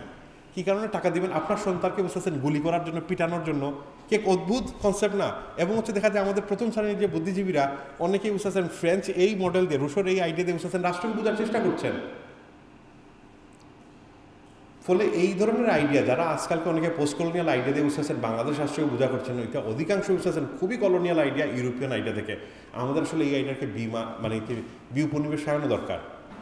এই যে বিউপনিবেশায়ন দরকার, তাহলে সেই বিউপনিবেশায়ন বৃত্তি হতে পারে কি জানেন, সেটা হচ্ছে যে মানে উপনিবেশিক অথবা আমাদের এখানে স্বৈরশাসকরা দুই শ্রেণী কী করেছে, আমাদের এখানকার মানবকে বুঝতেছেন বিমানব করেছে। ফলে আমাদের রাষ্ট্রের গুরুত্বপূর্ণ কাজ হচ্ছে কি জানেন, মানবায়ন করা। এই মানবায়ন মানে হচ্ছে মানে যে ওই কি না, মানবকেন্দ্রিকতা না, অথবা হচ্ছে এই মানবায়ন মানে হচ্ছে যে কিও না, ওই যে কিসের মানে যে মানবকেন্দ্রিকতা না, অথবা মানবতাবাদ, হিউম্যান রাইটসও না। এটা হচ্ছে বুঝতে পারছেন আপনার স্থান কাল প্রেক্ষাপটের বলে একজন রাষ্ট্রের অংশীজনের যে অধিকার থাকা দরকার, যেটা অনেক বেশি নাগরিক থেকে বেশি অধিকার, জনগণের ধারণা থেকে বেশি অধিকার, সেই অধিকার বুঝতে পেরেছেন প্রতিষ্ঠা করার একটা জায়গা। এখন এই যে আমরা কিছুক্ষণ আগে বলছিলাম সামষ্টিকভাবে বুঝতে পারছেন অনেকভাবে আপনি কি বিমানব হতে পারেন, আমাদের রাষ্ট্র নিজেও করতে পারে এই বিমানব এবং করবে যাচ্ছে। একটা উপায় কি জানেন, এই মানবায়নের জন্য আপনার দরকার কি, সেটা হচ্ছে গণতন্ত্র। এখন আমরা কখনো মনে করি না বুঝতে পারছেন যে শুধু গণতন্ত্র দিয়ে কাজ হবে। কী কারণে শুধু গণতন্ত্র দিয়ে কাজ হবে না, আপনি দেখেছেন না সুপ্রিম কোর্ট থেকে বুঝতে পেরেছেন মানে যে সময় বলা হলো যে কেয়ারটেকার গভর্নমেন্ট কী হবে, যে অথবা নির্বাচনকালীন গভর্নমেন্ট আসলে বৈধ না। কী কারণে বৈধ না, কারণ হচ্ছে গ্রিসে 2500 বছর আগে বুঝতে পারছেন নির্বাচিত গভর্নমেন্ট কী ছিল, সেটা হইতেছে যে মানে ওইখানে কোনো নির্বাচনকালীন গভর্নমেন্ট লাগে নাই। এখন সে ওইখানে লুকিয়ে আছে 15,000 ভোটার, এর মধ্যে আবার নির্বাচনকালীন আর একটা গভর্নমেন্ট লাগে নাকি, আরবার ওইখানে তো একসাথে টেবিলের সামনে বৈশাই বুঝতে পারছেন এম্পোরিয়ামে ভোট করা যায়। এখন আমার দেশের যে প্রেক্ষাপট বুঝতেছেন, গত 50 বছরে আমার দেশের রাজনৈতিক দলগুলো বুঝতেছেন কীভাবে ক্ষমতা হস্তান্তর হবে 5 বছর পর পরে, এই সমস্যায় তারা বুঝতে পারছেন সমঝোতা আসতে পারে নাই। তারা যেহেতু এই সমস্যার সমঝোতায় আসতে পারে নাই, ফলে কী হয়েছে বুঝতেছেন তারা অপরিপক্ষ মানে এই কাজটা করার জন্য।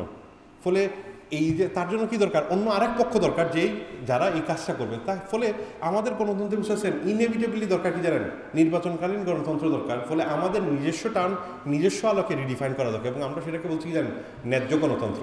এই ন্যায্য গণতন্ত্রের সাথে অন্যায্য গণতন্ত্রের ধারণার ফারাকটা কি, অন্যায্য গণতন্ত্র হচ্ছে বুঝতেছেন ম্যাক্সিমামের গণতন্ত্র, সংখ্যাগরিষ্ঠের গণতন্ত্র, সংখ্যাগরিষ্ঠ যা ইচ্ছা তা করতে পারা গণতন্ত্র। কিন্তু আমরা যেহেতু আগে বলেছিলাম আমাদের রাষ্ট্রভাবনা হচ্ছে নৈতিক রাষ্ট্রভাবনা, মোরাল স্টেটের যে ধারণা, সেই মোরাল স্টেটে বুঝতে পারছেন অবভিয়াসলি কি আপনি এখানকার ধর্মীয় সংখ্যালঘু হোক, লিঙ্গিক সংখ্যালঘু হোক, অথবা অর্থনৈতিক মানে বুঝতে পারছেন দুর্বল কমিউনিটি হোক, এদেরকে আপনি কী করতে পারেন না, বৈষম্যের স্বীকার করতে পারেন না, অথবা বৈষম্য মধ্যে দিয়ে যাওয়ার ফলে আমাদের রাষ্ট্র বুঝতে পারছেন আরও 4টা বিষয় বুঝতে পারছেন ন্যায্য গণতন্ত্র প্রতিষ্ঠা করতে হলে মানে যে কী করা দরকার, নিরপেক্ষ থাকা দরকার। সেটা হচ্ছে কি, জাতি প্রশ্নে এখানে কোনো জাতীয়তাবাদ থাকা উচিত না। বাংলাদেশে বুঝতেছেন সব জাতির বর্ণেরই বুঝতেছেন রাষ্ট্র, ফলে জাতীয়তাবাদ জাতি নিরপেক্ষ থাকা উচিত। 2 নম্বর যেটা হচ্ছে কি, লিঙ্গ নিরপেক্ষ থাকা উচিত। 3 নম্বর হচ্ছে কি, ধর্ম নিরপেক্ষ, মানে যেই ধর্মেরই হোক না কেন তার সব ধর্মের কি ধর্মচর্চা করার অধিকার থাকার কথা না, আপনি তো বিশেষ ধর্মকে বুঝতে পারছেন এখানে প্যাট্রন করার কথা, সব ধর্মেরই একদম ধর্মচর্চা, এবং আমাদের সোসাইটি এই আন্ডারস্ট্যান্ডিংটা একদম কনসেনসাসটা অলরেডি আছে। এবং হচ্ছে 4 নম্বর হচ্ছে কি জানেন, গোষ্ঠী এবং হচ্ছে শ্রেণীর, মানে বিশেষ বিত্তশালী শ্রেণীর লোকজনের জন্য বুঝতে পারছেন রাষ্ট্র না, অথবা বিশেষ গোষ্ঠীর শ্রেণীর জন্য রাষ্ট্র না, রাষ্ট্র সবার জন্য। ফলে গোষ্ঠী এবং শ্রেণীর প্রশ্ন রাষ্ট্রকে কী করা উচিত, নিরপেক্ষ থাকা উচিত। এইসব বিষয়ে যদি নিরপেক্ষ না থাকা যায় তাহলে আমাদের আসলে এখানে মানবায়ন মনে করতে সম্ভব নাকি। তো আমি আর আমার আলাপ আর দীর্ঘায়িত করছি না, এরপরে পরবর্তী আলোচনা আসলে আস্তে আস্তে ডিটেলে যাবেন। ধন্যবাদ সবাইকে।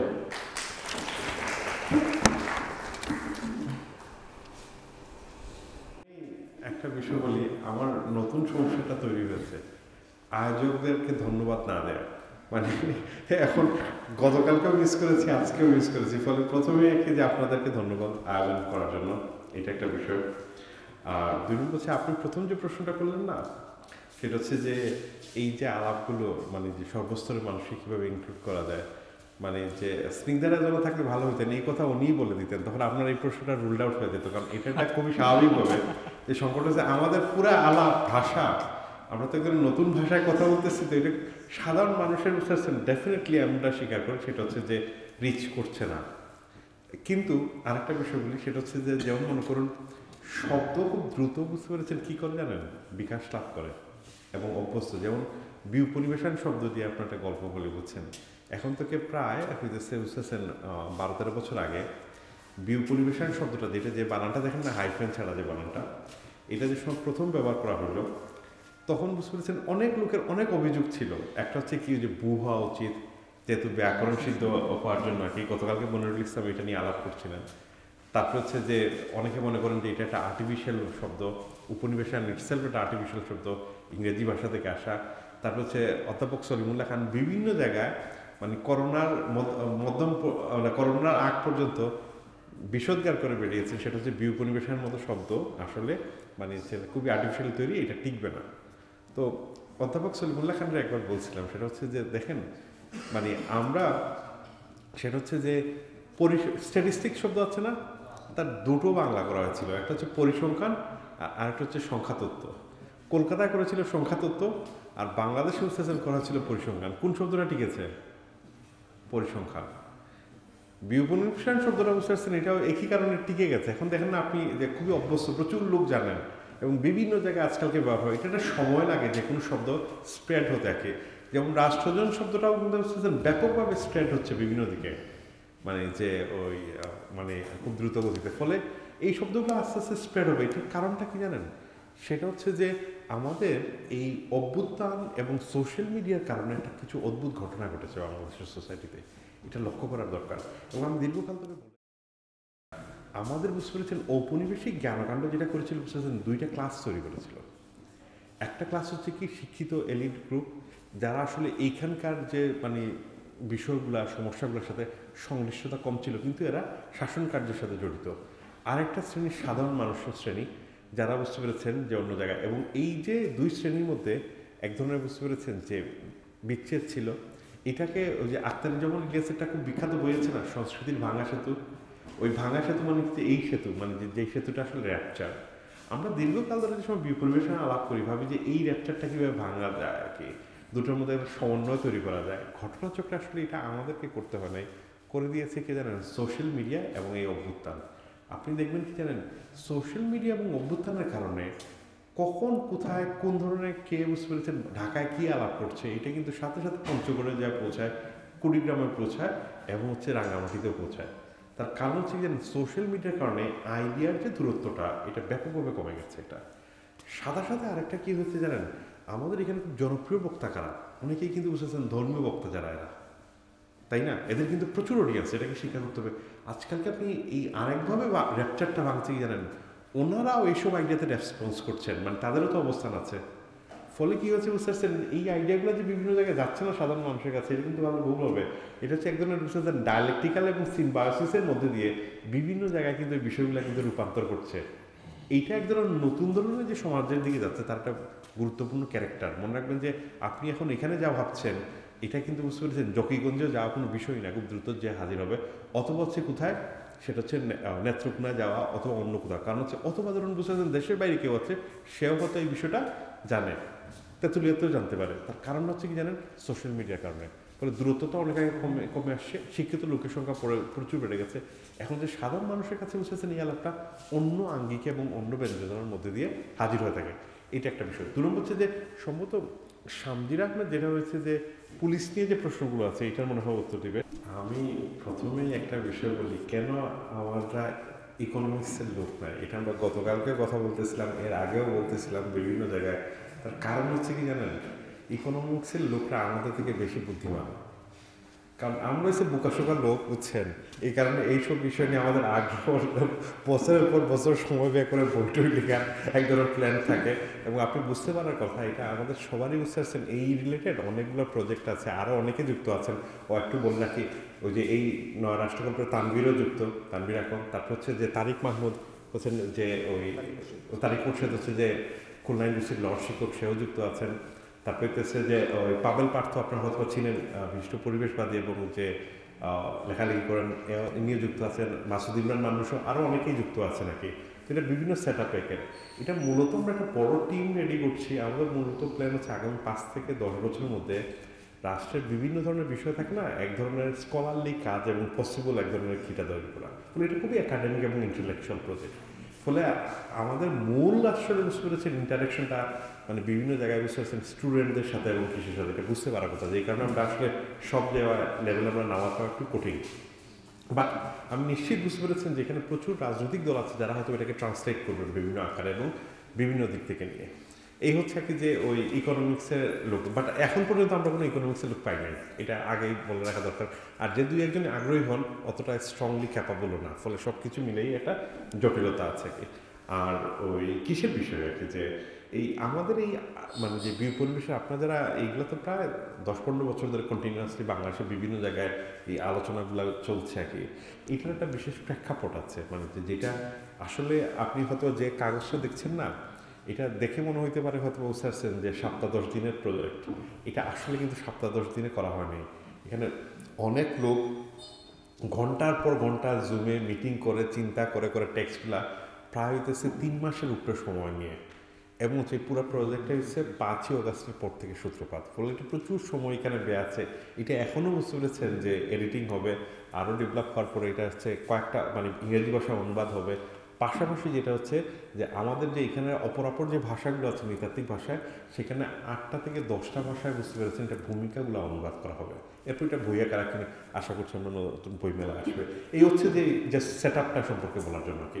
তবে আমাদের একটা জটিল সমস্যা ছিলাম, যেটা আমি গতকালকে আলাপ করছিলাম, হয়তো এখানে অনেক নতুন মুখ সেই কারণে আলাপটা করছি। আমরা একটা জটিল প্রেক্ষাপট থেকে এই জায়গাটাতে, প্রথমত আমরা বলি বুঝতে পারছেন পরিবেশনের কথা, তার সাথে অপ্রতভাবে সম্পর্ক কি উপনিবেশের। এখন অনেক দিন ধরে এই আগে থেকে বুঝতে পারছেন যে অনেকেই কাজ করতেছেন বিভিন্ন অ্যাঙ্গেল থেকে।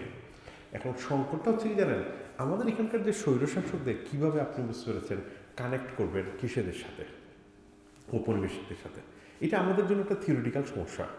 এবং যে কোনো থিওরিটিক্যাল সমস্যা, আমি গতকালকে বলছিলাম যে সেটা হচ্ছে যে নতুন ধরনের অপরচুনিটি তৈরি করে। যেখানে আমরা যে বাংলাদেশে, যে মনিরুল ইসলাম মুন্না বলতেছিলেন, সেটা হচ্ছে যে আমরা যে বাংলাদেশের বিপণিবেশন তথ্য বলি, এটা কিন্তু পৃথিবীর আর কোথাও এই স্টাইলে বিপণিবেশন তথ্য আলাপ হয় না। মানে এটা আপনি শুনলেই বুঝতে পারবেন এটা খুবই বাংলাদেশের প্রেক্ষাপট থেকে বাংলাদেশের সমস্যাকে কেন্দ্র করে আলাপটা চলছে। এবং এইখানে কন্টিনিউয়াসলি এটা ইভলভ হচ্ছে এবং এইটা একটা স্কুল আকারে আমরা একটা থিওরি ডেভেলপ করার চেষ্টা করছি।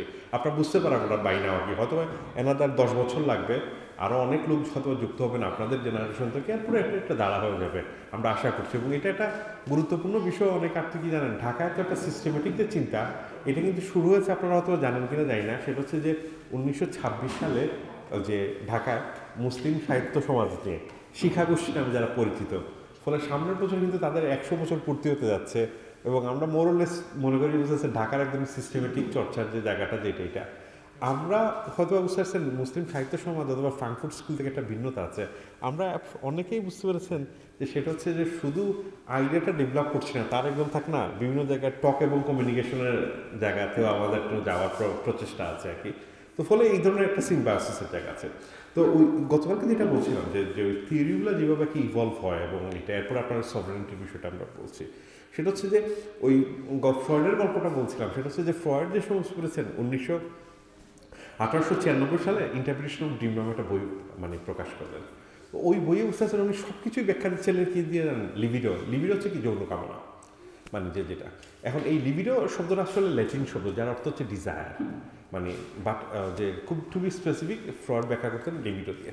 এখন ফ্রয়েড যে সমস্ত করেছেন, কেউ ধরুন আমি গতকালকে বলছিলাম যে পুকুরের পাড়ে কেউ দাঁড়ায় আছে, অথবা আপনাদের এখানে দেখলাম যে খাল আছে, খালের মধ্যে বুঝতে পারছেন কেউ এক আপনার বুঝতে পারছেন যে মানে থাকে না ক্লাসমেট দাঁড়ায় আছে, আপনি যে দিলেন ধাক্কা দিলে বুঝতে পারছেন ফ্রয়েড কীভাবে ব্যাখ্যা করবেন বলেন, আপনার ডিপ ডাউনে যে বুঝতে পারছেন যে ডিপ্রেশন ছিল লিবিডো থেকে আসা, সেই ডিপ্রেশন আপনি কী করেন এর মধ্যে দিয়ে মুক্তি পাইছেন।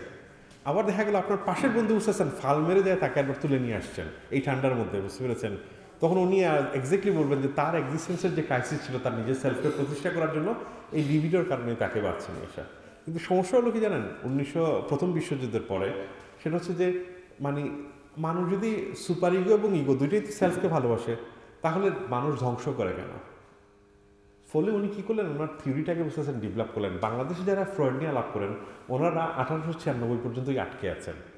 ফ্রয়েডের এরপরে গুরুত্বপূর্ণ লেখা হচ্ছে বুঝতেছেন 1920 সালটা লেখা বিয়ন্ড দ্য প্লেজার প্রিন্সিপাল। ওইখানে বললেন দুই ধরনের প্রিন্সিপাল আছে, লিবিডো আর এখন গুরুত্বপূর্ণ না, সেটা হচ্ছে কি থ্যানাটস এবং ইরস। ইরস হচ্ছে ভালোবাসা, থ্যানাটস হচ্ছে কি মৃত্যু কামনা, মানে মানুষের মধ্যে মৃত্যু কামনা আছে। এবং এটা এই যে ধরুন থাকে না যে দুই ডাইমেনশন থেকে উনি ব্যাখ্যা করছেন, আমাদের পরিবেশন তথ্য কিন্তু বুঝতে পেরেছেন ইমার্জ করছে। এই 24 কী করেছে, আমাদেরকে একদম রিশেপ করেছে। এটা আমরা দেখবেন এর আগে বিমানবের আলাপটা কিন্তু খুব এক্সপ্লিসিট ছিল না, এটা হঠাৎ করে থাকে না বিমানব, আমরা অকপটে স্বীকার করছি, এটা খুব গুরুত্বপূর্ণ হয়ে উঠেছে। তার কারণ কি জানেন, আমরা দেখছি কি জানেন ঔপনিবেশিক শাসকের সাথে আমাদের এখানকার যে শাসক, এদের মধ্যে একটা গুরুত্বপূর্ণ চরিত্রগত মিল আছে। এই চরিত্রগত মিলটা কি, সেটা হচ্ছে লুট। এবং মনে রাখবেন লুট শব্দটা এতই জনপ্রিয় বুঝতে আসছেন যে ইংলিশ ভাষায় কিন্তু লুট শব্দটা বুঝতে আসছেন 19 শতকে যে যুক্ত হয়েছে এই আমাদের এই বাংলা ভাষা, মানে এই ভাষাগুলো থেকে আর কি। আর আরেকটা হচ্ছে কি জানেন, বিমানব।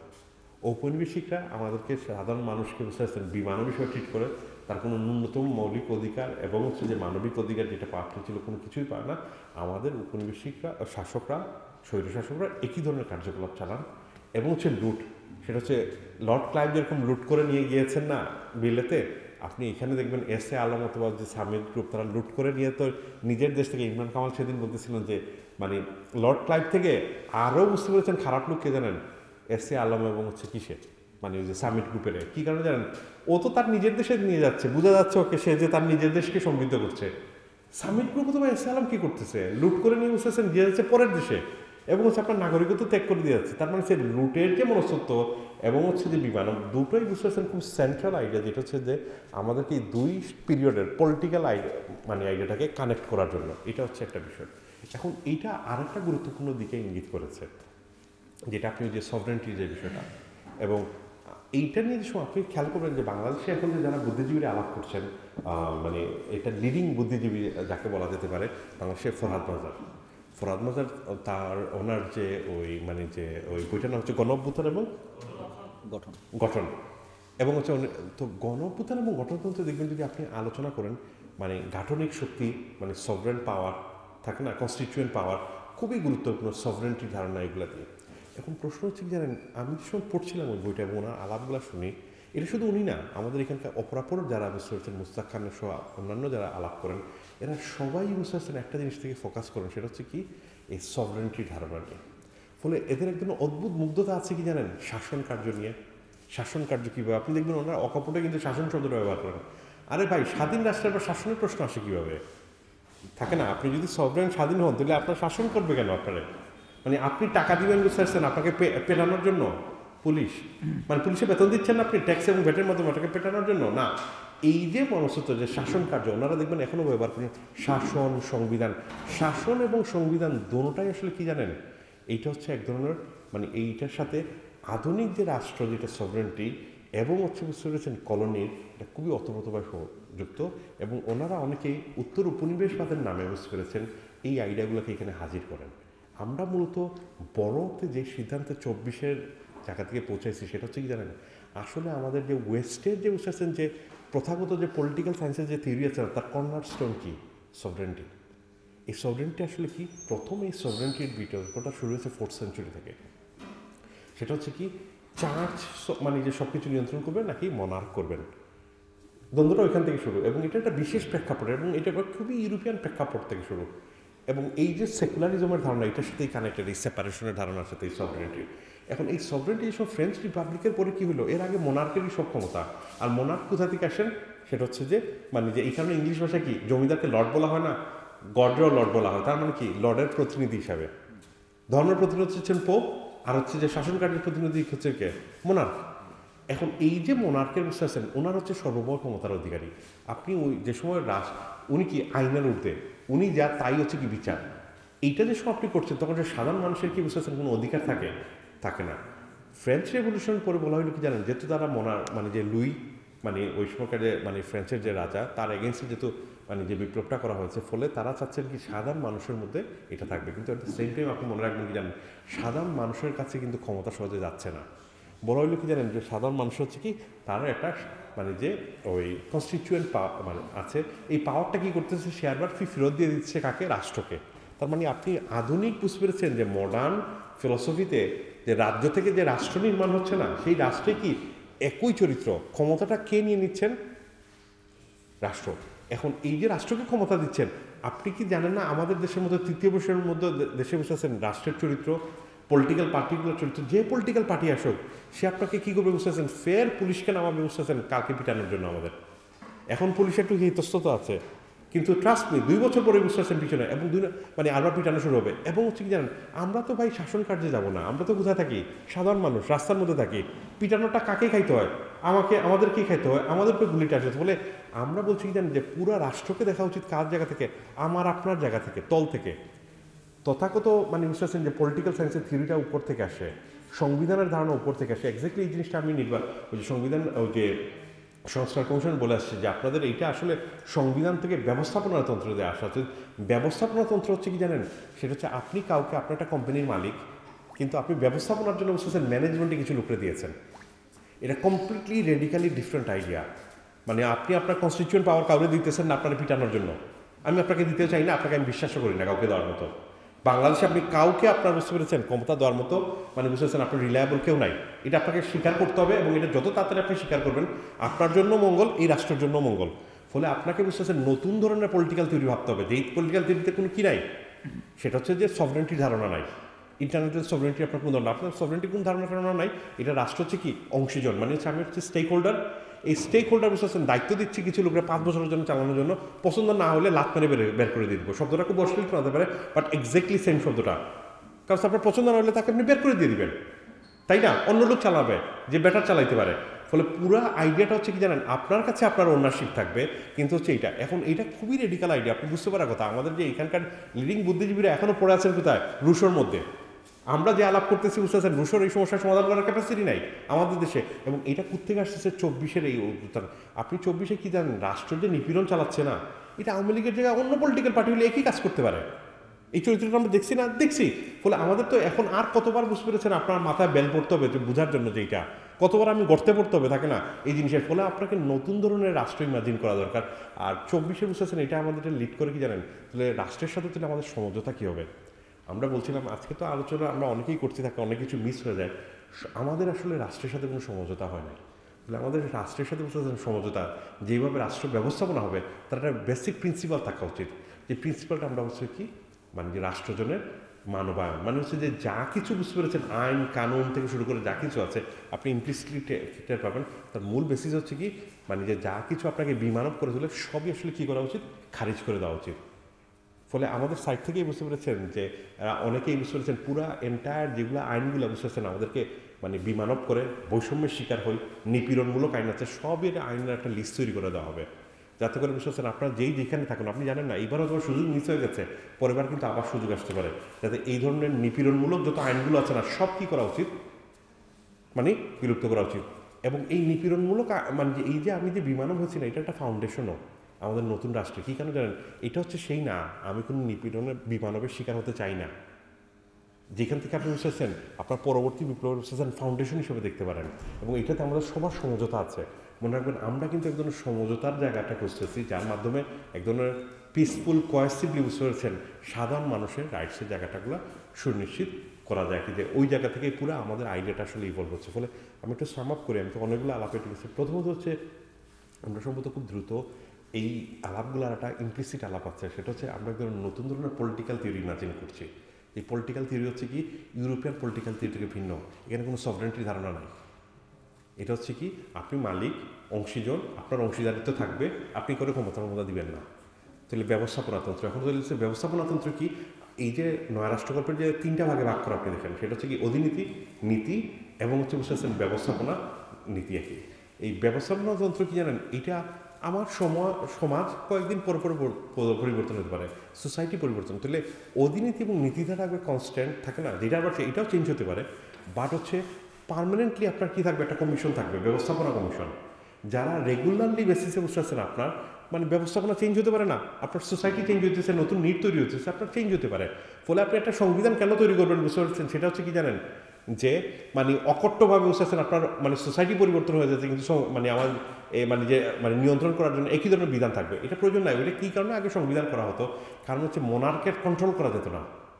মনে রাখবেন সংবিধানটা কেন, ইন্টারনাল সভরেন্টি, সেটা হচ্ছে যে কী কী আমার সাথে করতে পারবে না সেটা, বাট হচ্ছে কি জানেন এইটা ইটসেলফ একটা সাপ্রেসিভ মানে কি হয়ে গেছে। এখন আমাদের দরকার কি জানেন, কমপ্লিটলি ডিফারেন্ট ধরনের স্টেট ইমাজিন করা। আমরা আসলে ওই জায়গা থেকেই আসলে আগাচ্ছি আর কি। আর আমার মনে হয় পাশাপাশি মনে হয় যে কিসে নিয়ে গুম, মনে হয় মানে আরেকটা প্রশ্ন ছিল মনে হয় গুম নিয়ে এবং অন্যান্য বিষয় নিয়ে। না ছিল না, ছিল না। এটা মনে হয় দুইটা উত্তর আপনি দিয়ে দিচ্ছেন। ও শ্রেণীবর্ষ মনে হয় যে মানে ইমরান জি ধরেন আমাদের এখানে রাষ্ট্রের মধ্যে শ্রেণী কাঠামো। বিভিন্ন শ্রেণী থেকে মানে শ্রেণী যদি অবস্থান করে বিভিন্ন ক্লাস মানুষ থাকে, তাহলে এরকম সভরেনিটি বাদ দেওয়াটা আসলে কতটুকু সম্ভব সেটা তো জানি না। আপনি বলছেন যে আমাদের নতুন থিওরি তো কপার্টিয়ান থিওরি।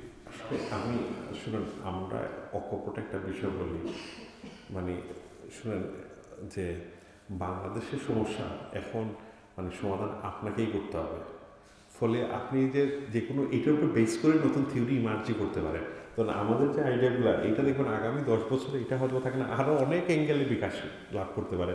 দেখা যেতে পারে আপনিও এই প্রজেক্ট আপনার একভাবে বসতেছেন, ইন্টারপ্রেট করছেন, এবং এটা হয় অনেকেই বিভিন্ন জায়গায় এইসব আলাপের পরে নতুন লোক যুক্ত হন, নতুন তাদের অ্যাঙ্গেল থেকে অগ্রসর হয়।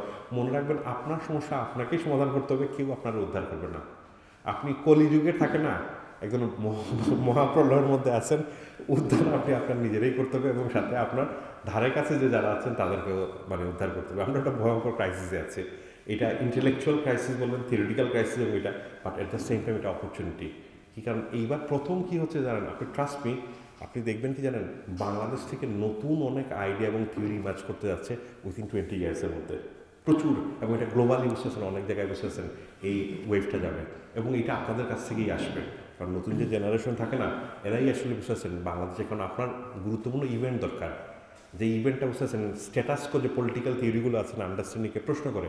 এই ঘটনা তো ঘটে গেছে আপনার 24-এ, ফলে এটা আপনাকে ইন্টারপ্রিটেশন করে অন্যদিকে যাওয়া, যেটা কি ফ্রেঞ্চ রেভলিউশন পরে এরা করেছে। ফলে এটা হচ্ছে আপনাকে বুঝতেছেন এই স্টেপটা নিতে হবে।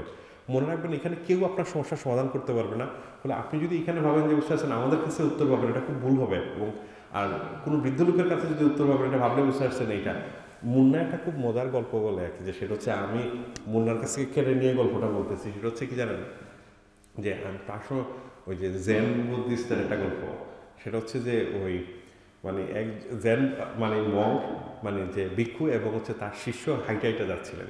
তো হাইটাইটা যে বুঝতেছেন খালের পাড়ে যাওয়ার পরে যে ওই কিসের মানে যে দেখলেন যে একটা কিমোনো পরা একটা গেশিয়া, মানে যে ওই যে বসে কিমোনো কিন্তু খুব এক্সপেন্সিভ কাপড়, এবং যে জাপানিজরা যে সময় গেশিয়া যে কিমোনো পরে তার নিচে বুঝতেছেন এরকম মানে প্রায় 3-4 ইঞ্চির একটা জুতা থাকে একই জাতে। তো মানে তো সে জুতা পরে দাঁড়িয়েছে, কিন্তু যে সামনে কাদা থাকার কারণে তার কিমোনোতে মানে কাদা লেগে যেতে পারে, এই কারণে সে দাঁড়ায় আছে ওইখানে। আর জাপানিজ মেয়েরা তো এরকম থাকে না যে কীভাবে জ্বর হয়ে যায়। তো হঠাৎ করে এই ভিক্ষু এসে কী করলেন বুঝতেছেন, তাকে কুলে নিয়ে ওই যে মানে যে খালটা পার হয়ে তাকে উপর পাশে নামায় দিয়ে হেঁটে চলে গেছেন।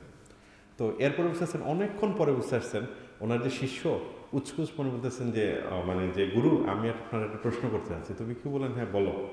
তো সেটা বললো যে আমাদের তো ধর্ম বুঝতেছেন নারীকে স্পর্শ করা পাপ, আপনি যে নারীরা স্পর্শ করলেন, মানে যে তুলে নিয়ে উল্টা পাশে বুঝতেছেন খালটা পার করা দিলেন। তখন ওই মানে যে ভিক্ষুটা বুঝতেছেন তার ওই শিষ্যকে বলতেছেন যে দেখো, আমি তো ওই নারীরা বুঝতেছেন খালের পাড়ে রেখে আসছি, তুমি হচ্ছে যে মানে মাথায় তুলে এখনও হাঁটছো। তো আমি একটা কথা বলবো বুঝতেছেন, আপনি যত তাড়াতাড়ি বুঝতে পারছেন যে মানে আমাদের বুঝতে পেরেছেন মাথায় যত বোঝা আছে না, মানে একটু পুরাতন আইডিয়া, ঔপনিবেশিক আইডিয়া, এইসব আইডিয়া যত মাথা থেকে তাড়াতাড়ি ঝাড়তে পারবেন, আমাদেরকে যত তাড়াতাড়ি ঝাড়তে পারবেন, বুঝছেন, তখন আপনি নতুন রাষ্ট্র তৈরি করতে পারবেন। মনে রাখবেন যে আমাদের বুঝতে পেরেছেন জেনারেশন মনে কাটতে ব্যর্থ। এখন আপনি যদি ব্যর্থ হন, বুঝতে পেরেছেন, সেটা হচ্ছে কি জানেন, আমাদেরও দায় আছে, আপনারও দায় আছে। যত তাড়াতাড়ি আপনি বুঝতেছেন আপনার সমাজে নতুন আপকামিং সোসাইটির প্রবলেমের সমস্যার সমাধান করছেন না, মনে রাখবেন আপনার মানে ব্যর্থ হওয়ার সম্ভাবনা তত বাড়বে।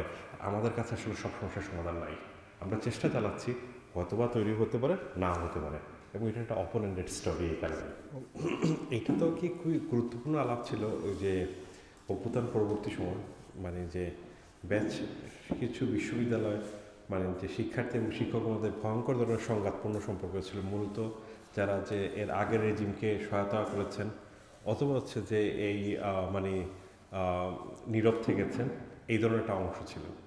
এবং ফলে যেটা হতো যে ওই সময় যতগুলো বক্তৃতা বিভিন্ন ইউনিভার্সিটিতে করছিলাম, এই আলাপটা ঘুরে ফিরে আসতো আর কি। তো আমি ওই সময়টা গল্প বলতাম, এই গল্পটা খুবই ইন্টারেস্টিং। এটা হচ্ছে জার্মানির গল্প। জার্মানিতে আপনারা অনেকে মার্টিন হাইডেগারের নাম শুনেছেন না? মার্টিন হাইডেগার পিএইচডি করেছিলেন এডমন্ড হুসেলের আন্ডারে। তো এডমন্ড হুসেল ছিলেন কি জানেন, একজন জুইশ প্রফেসর, মানে এবং হচ্ছে উনি মার্টিন হাইডেগারকে বলা হইতে বুঝতেছেন যে মানে হুসেলের প্রোটোজে। তো ফ্রাইবার্গ ইউনিভার্সিটিতে বুঝতে পেরেছেন যে ওই এডমন্ড হুসেল কী করলেন, যে মার্টিন হাইডেগারের সময় পিএইচডি শেষ করলেন, তাকে চাকরির ব্যবস্থা করলেন সব কিছু।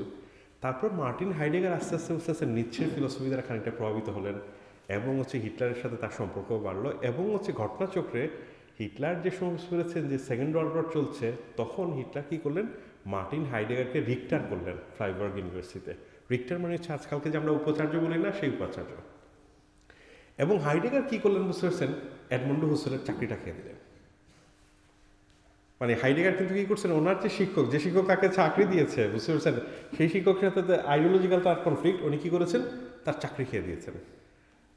এই চাকরি যে খেলেন না, বুঝতে পারছেন, এবং উনি মানে যেহেতু হিটলারের বাহিনীর সমর্থক ছিলেন, ফলে যে সময় কী শুরু হলো, মানে সেকেন্ড ওয়ার্ল্ড ওয়ার শেষ হলো, তখন হইতেছে নাৎসি বাহিনী পরাজিত হয়েছে, তখন হচ্ছে বুঝতেছেন জার্মানিতে একটা কমিশন করা হলো, যে কমিশনে বুঝতেছেন ওনাকে শাস্তি দেওয়া হলো, সেটা হচ্ছে উনি জীবনদশা আর কোনোদিন কোনো লেখালেখি অথবা কোথাও পড়াইতে পারবেন না, বক্তৃতা করতে পারবেন না, হাইডেগারকে শাস্তি দেওয়া হলো।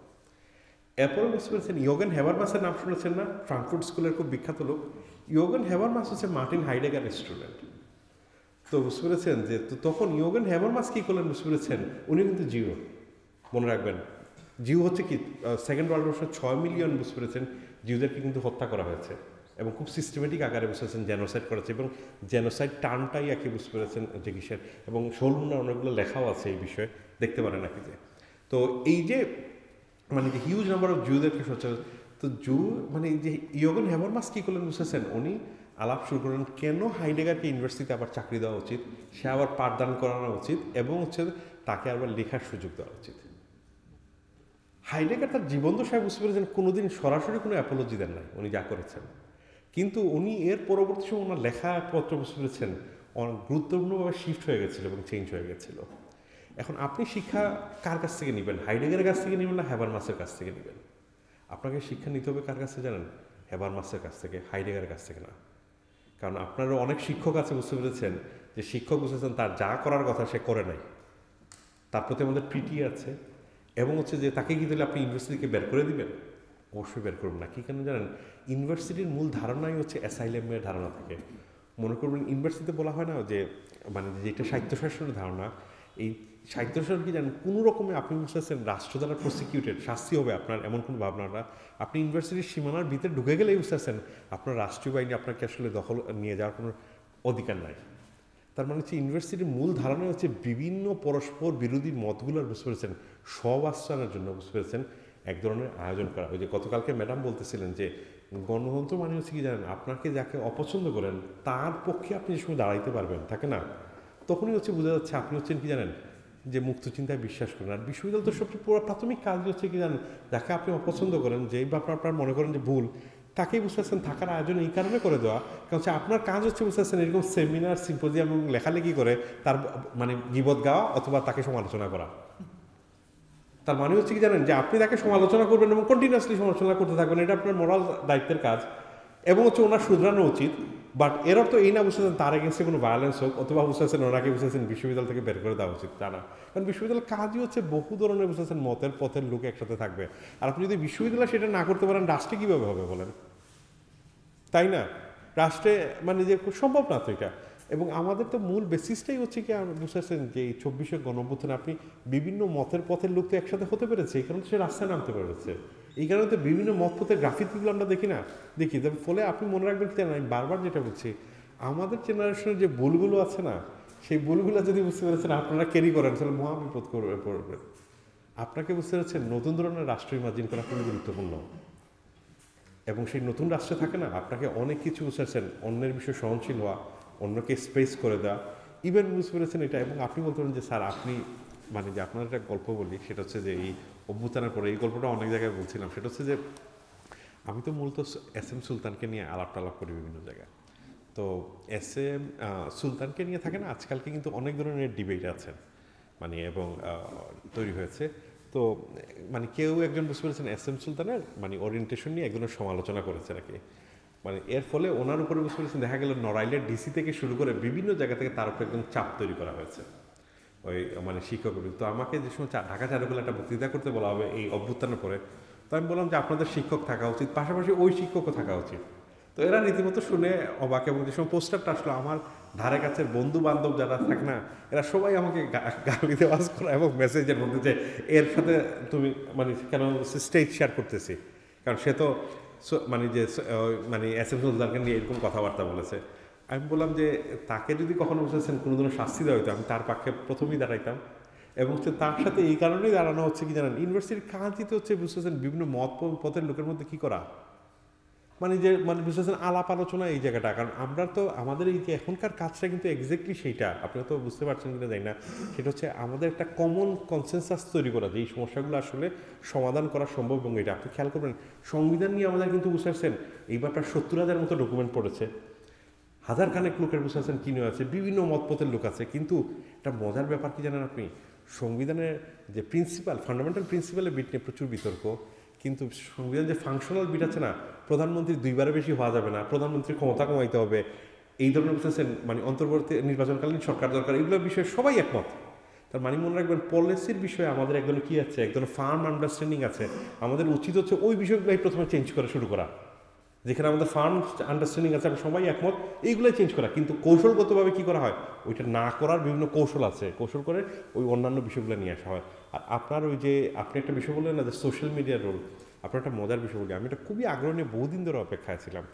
আমাদের দেশে বলা হয়ে থাকে রিলিজিয়াসিটির পরিমাণ বাড়ছে, আমি এটা আসলে নিশ্চিত না মানে যে এটা এক এক সময় এক এক ধরনের ওয়েভলেন্থ থাকে আর কি। তো এটা বোঝার একটা উপায় ছিল কি জানেন, গত বছর যে সময় পলিটিসাইজেশন শুরু হয়েছিল, মানে সেটা হচ্ছে যে ওই যে নির্বাচন হতে পারে থাকে না, বিএনপি সহ অন্যান্য মানে যে দলগুলো যে সমস্যা আছেন মানে যে ওই কর্মসূচি দেওয়া শুরু করেছিল, তখন আমি খবর নেওয়ার চেষ্টা করলাম যে ধর্মীয় যে বক্তা আছেন এনাদের বুঝতে যে ভিউয়ারশিপ কমছে কিনা না।